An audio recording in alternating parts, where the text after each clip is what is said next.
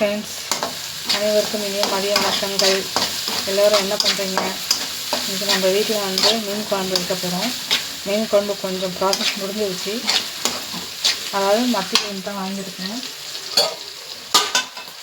பாருங்கள், மத்தி மீன், சின்ன சின்ன மத்தி மீன் குழம்பு.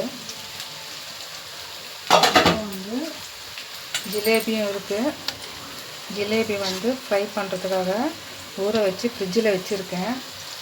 இது வந்து கொஞ்சம் எடுத்து வச்சுருக்காங்கன்னா அது இன்னொரு நாள் செஞ்சுக்கலாம்னு சொல்லிட்டு வாஷ் பண்ணி வச்சுருக்கேன். மத்தி மீன் குழம்பு மட்டும் வைக்க போகிறேன். மத்தி மீனும் ஜிலேபியும் ஃப்ரை பண்ணிவிட்டு ரசம் வச்சுட்டு மீன் குழம்பு வைக்க போகிறேன். இப்போ நம்ம மீன் குழம்புக்கு என்னென்ன சேர்த்துன்னு சொல்லிட்டு பார்க்கலாம். ஃபஸ்ட்டு நம்ம வந்து கடாயை வச்சுட்டு எண்ணெய் ஊற்றிடுறோம். எண்ணெய் ஊற்றிட்டு கடுகு நல்லா பொரிஞ்ச உடனே அதில் சீரகம், வெந்தயம் வந்து தூள் பண்ணி போடுறதால முழுசாகவே போட்டு அது ஒரு டேஸ்ட் வரும். வெந்தயம் போட்டுட்டு ஆனியன் வந்து சின்ன சின்னதாக கட் பண்ணிக்கணும். அந்த வெந்தயம்லாம் நல்லா பொரிஞ்ச உடனே நம்ம அதிலே பூண்டு போட்டு வதக்கணும். பூண்டு போட்டு எண்ணெயில் வதக்கும் போது அது ஒரு டேஸ்ட்டு தரும். அப்புறம் வந்து அதில் வந்து கருவேப்பிலை, ஆனியனு, அப்புறம் வந்து பச்சை மிளகாய் போட்டு வதக்கிட்டு நல்லா பாருங்கள் இந்த மாதிரி பொன்னிறமாக வதக்கணும். மீன் குழம்பு வந்து நல்லா வதங்கிறதாங்க நல்லாயிருக்கும் டேஸ்ட்டு. நல்லா வதங்கணும். இப்போ வெங்காயம் ஆகட்டும், தக்காளி ஆகட்டும் நல்லா வதங்கி நல்லா பாருங்கள், நல்லா இன்னும் ப்ரௌனிஷாக ஆகணும். நம்ம வதக்கத்தில் பொறுத்து தான் இருக்குது அந்த குழம்பு ஒரு டேஸ்ட்டு. மீன் குழம்பு சொல்ல தேவையில்ல, எப்படி வச்சாலும் மீன் குழம்பு அந்த மத்தி மீனுக்கு வாசனை வந்து நல்லா வந்துடும். நம்ம அந்த மீன் குழம்பு வைக்கும்போது நல்ல ஒரு டேஸ்ட்டு தரும். நம்ம நல்லா வந்து வதக்கிக்கலாம்.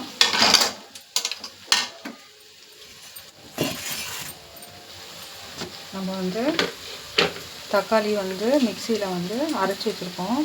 இங்கே பாருங்கள், அதில் வந்து தக்காளியில் வந்து தக்காளி வந்து கம்மியாக சேர்த்துக்கணும், புளி அதிகமாக சேர்த்துக்கணும். எப்போவுமே எந்த மீன் குழம்பையும் புளி அதிகமாகவும் தக்காளி கம்மியாகவும் சேர்த்துக்கணும். இப்போ தக்காளியில் வந்து மிளகு, பூண்டு, தக்காளி போட்டு நான் அரைச்சி வச்சுருக்கேன். இது வந்து வெங்காயம் நல்லா வதங்கட்டும். வெங்காயம் நல்லா வதங்கினோடனே நம்ம வந்து தக்காளி போட்டுக்கலாம். ஒரு பக்கம் வந்து ஒலை காஞ்சிட்ருக்கு. நம்ம இன்னும் அரிசி போடல, ஒலை தான் காஞ்சிட்ருக்கு. பாருங்க நல்லா வதங்கிடுச்சு. இப்போ நம்ம வந்து இந்த விழுதிலிருந்து விட்டுக்கலாம்.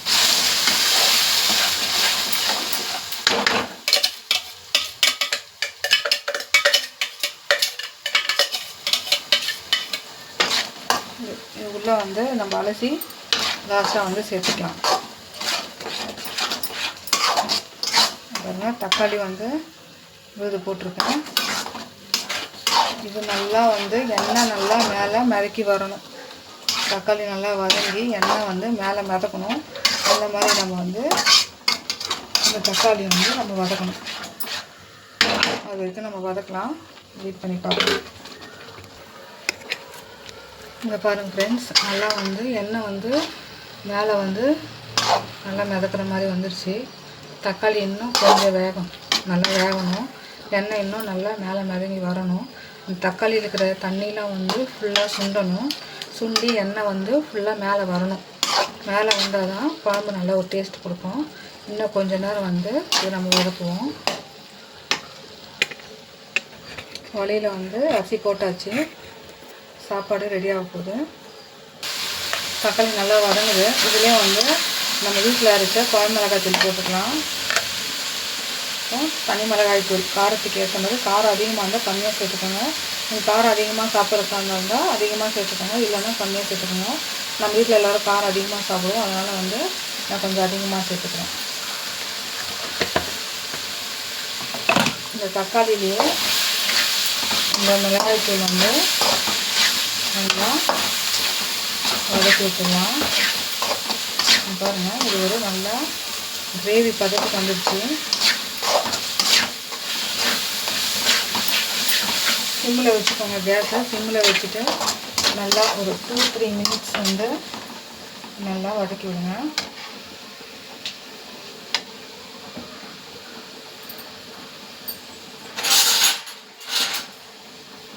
சாப்பாடு நல்லா கொதி வந்துடுச்சு. நல்லா வந்து சாப்பாடை வந்து கலரி விட்டுடலாம்.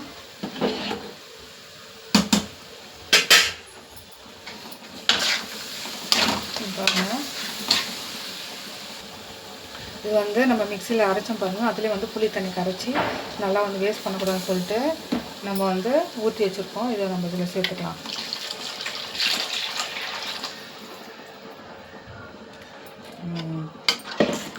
அவ்வளோதான்,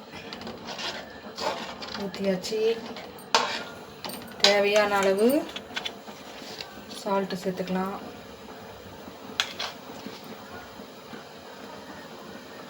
மழை சாரல் மாதிரி அப்படியே சால்ட்டை நம்ம கொட்டணுமா, அப்படியே நல்லா நம்ம கிண்டி விடணும்.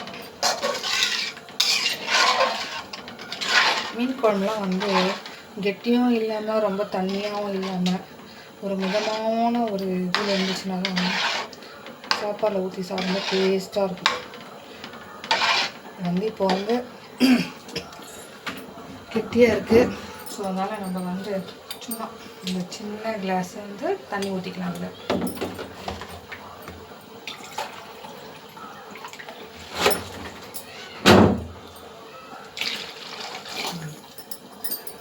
தண்ணி ஊற்றிட்டோமா, நல்லா மிக்ஸ் பண்ணிவிட்டு உப்பு காரம் மட்டும் இருக்கான்னு செக் பண்ணிக்கலாம்.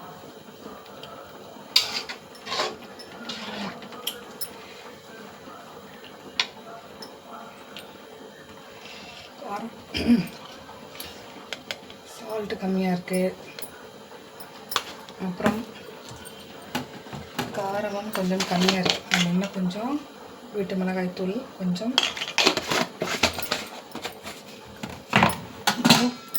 மிளகாய் தூள், காரம் பத்தலை, அதனால் இன்னும் கொஞ்சம் நான் சேர்த்துக்கிறேன். உங்களுக்கு தேவையாக இருந்தால் நீங்கள் சேர்த்துக்கோங்க. குழம்பு மிளகாய் தூளும் தனி மிளகாய் தூளும் நம்ம சேர்த்துருக்கோம். நல்லா மிக்ஸ் பண்ணிடலாம். குழம்புக்கு ஏற்றது அந்த புளிப்பு தான். புளிப்பு இருந்தால் தான் மீன் குழம்பு நல்லா ஊறி அது ஒரு டேஸ்ட்டு தரும். நல்லா கிண்டி விட்டுடலாம்.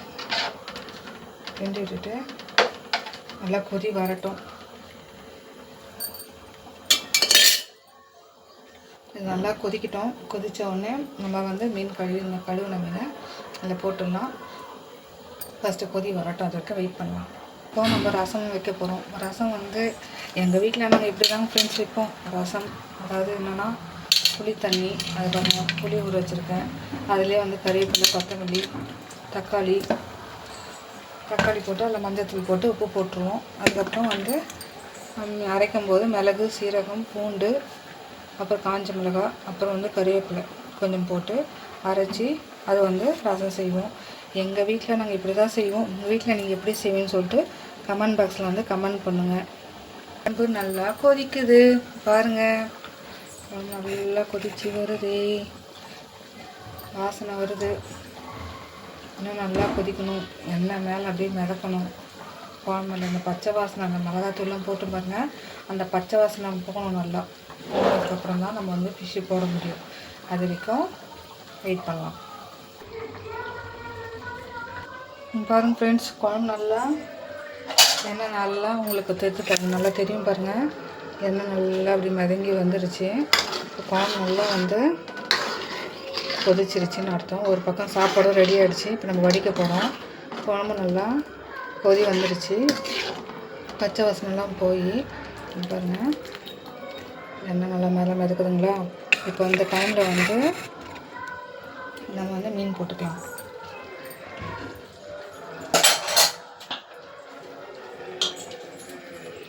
மத்தி மீன் போட்டுக்கலாம். செத்து போன மீன் மறுபடியும் வந்து கொதிக்கிற குழம்புல சாக போகுது. போட்டுக்கலாம்.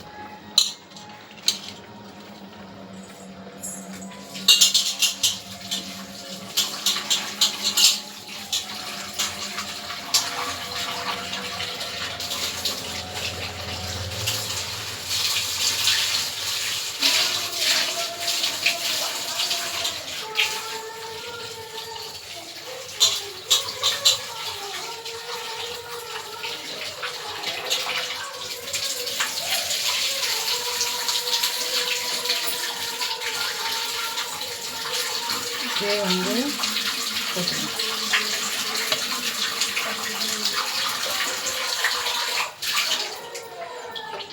இந்த கண், இந்த வாழை எல்லாம் போட்டு நம்ம வந்து மீன் குழம்புல போடும்போது அது ஒரு தனி டேஸ்ட்டு தெரியும். மண்டெல்லாம் வந்து இந்த ஃபுல்லாக அந்த மீன் போடுறோம் பாருங்கள், இந்த மீன் வந்து அப்படியே நம்ம வந்து ஃபுல்லாக அந்த எலும்போடு கடிச்சு அந்த மீன் முள்ளோடு வச்சு நம்ம சாப்பிடும்போது அவ்வளோ டேஸ்ட்டாக இருக்கும். இந்த மீன் முள் இருக்குது பாருங்கள், அந்த மீன் முள்ளோடையே நம்ம கடித்து சாப்பிடணும். அது கடித்து சாப்பிட்டா தான் உடம்புக்கு வந்து நல்லது. நாங்கள்லாம் வந்து மீன் குழம்பு சாப்பிட்டா முள் கூட விட மாட்டோம், கடித்து சாப்பிட்ருவோம். மீன் மண்டை, மீன் முள் அதில் வந்து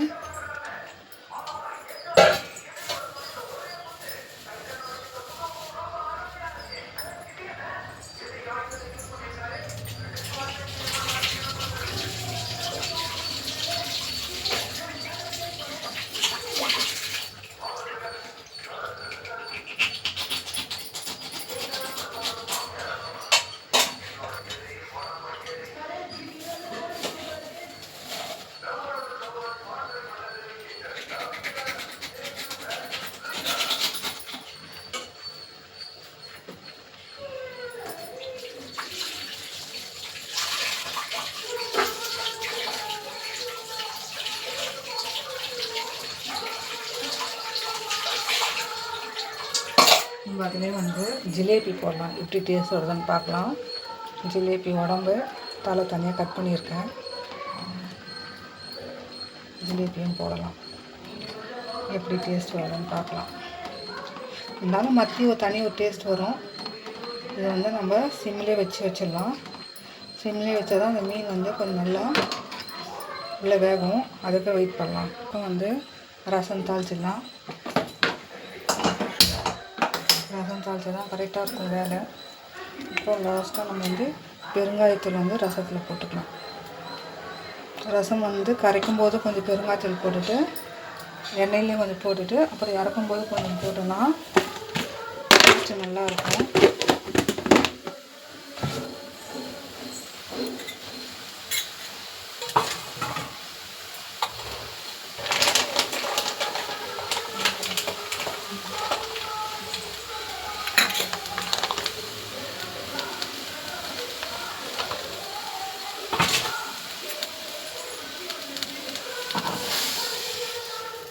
ரசம் தாளிக்கும் போது ஆயில் வந்து நம்ம கம்மியாக தான் ஊற்றணும். சும்மா கடுகு தாளிக்கிற மாதிரி ஒரு 2 ஸ்பூன் வந்து எண்ணெய்,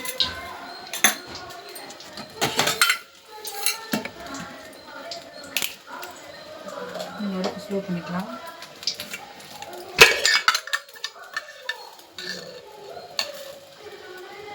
கடுகு,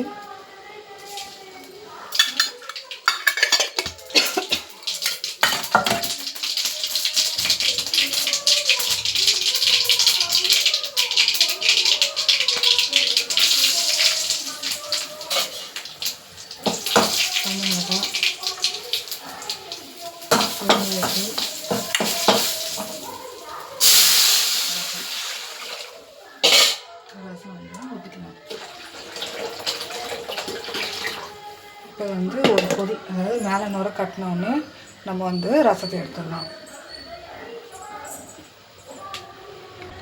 ரசம் நல்லா ஒரு கொதி வந்துடுச்சு. நம்ம வந்து அதை நம்ம ஆஃப் பண்ணிட்டோம். இப்போ நம்ம வந்து ஊற்றி வச்சிடலாம்.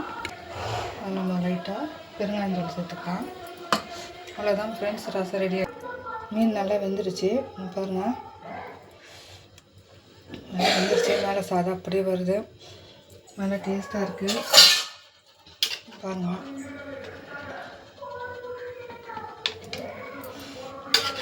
பார்க்கும்போதே அப்படியே வாய் ஊறுது.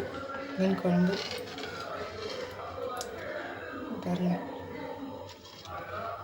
சூடாக இருக்கா?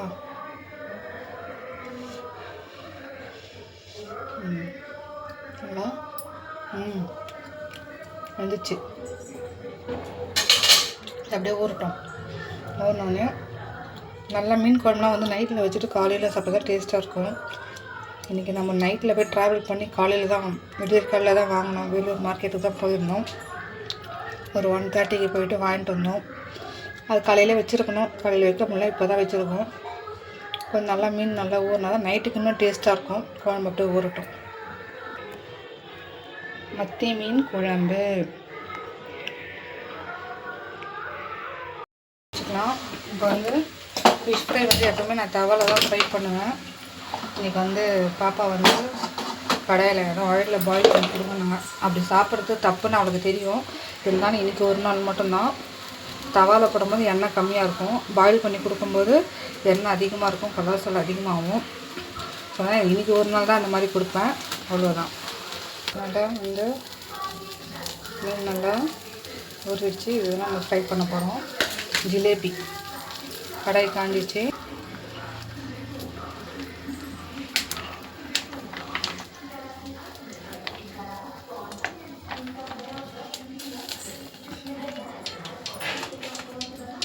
ஆயில் ஊற்றி வச்சு ஆயில் காஞ்ச பிறகு நம்ம வந்து ஃபிஷ் போட்டுடலாம்.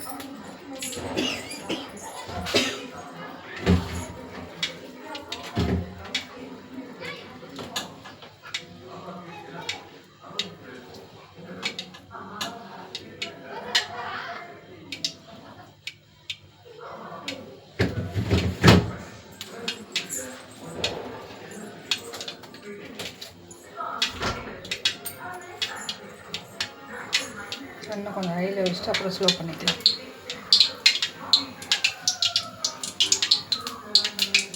ஃபஸ்ட்டு நம்மளுக்கு பிடிச்ச மத்தி மீன் நல்லா ஊறிடுச்சு. ஊறுறதுக்கு வந்து நான் வந்து என்னென்ன போட்டேன்னு சொல்லிடுறேன்.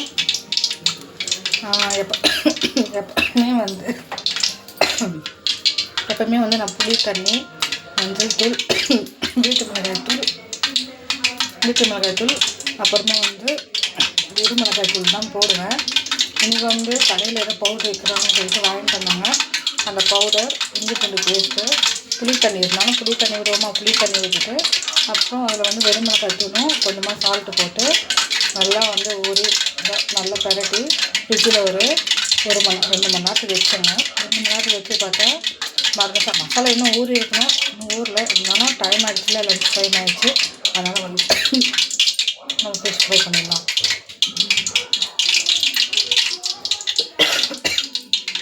ஆயில் காஞ்சிருச்சு. இப்போ நம்ம வந்து ஃபிஷ் போட்டுடலாம். நம்ம பாருங்கள், ஆயில் மேலே வந்து பபிள்ஸ் வருது, காஞ்சிருச்சு. நம்ம போடலாம் பாருங்கள்.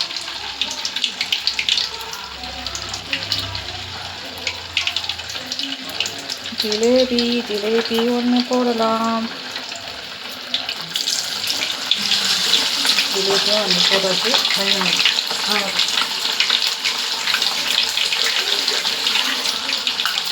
இது நல்லா ஃப்ரை ஆகட்டும்.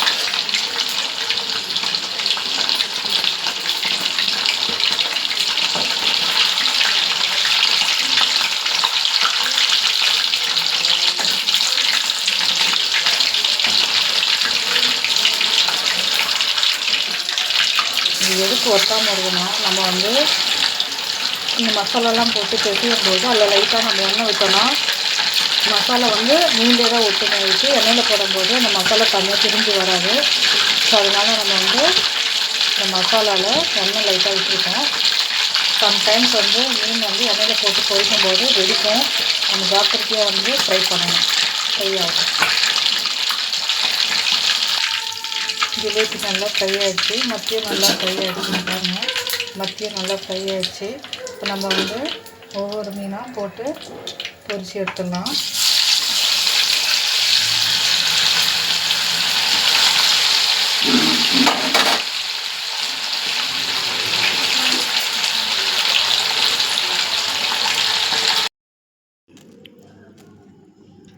கடைசியாக ஃபினிஷ் பண்ணியாச்சு. இங்கே பாருங்கள், மீன் வந்து நல்லா ஸ்லைஸாக வருது பாருங்கள். முள் தனியாகவும் மீன் தனியாக வந்திருக்கு. இந்த மாதிரி தான் ஃப்ரெண்ட்ஸ் வரணும் மீன் குழம்பு வச்சிங்கன்னா. டேஸ்ட்டாக இருக்குது. ஜிலேபியும் நம்ம வந்து வறுவல் பண்ணியிருந்தோம், அதுவும் நல்லா பாயிலாக இருக்கு, டேஸ்ட்டாக இருக்குது. மத்தி மீன் வறுவல் இதுவும் நல்லாயிருக்கு, வேறு லெவல். வேறு லெவல் டேஸ்ட்டு. பக்கத்து வீட்டில் ஏதோ கொடுத்து அமைச்சிருக்காங்க, என்னென்னு பார்க்கலாம். இது வந்து தலைக்கறி குழம்பு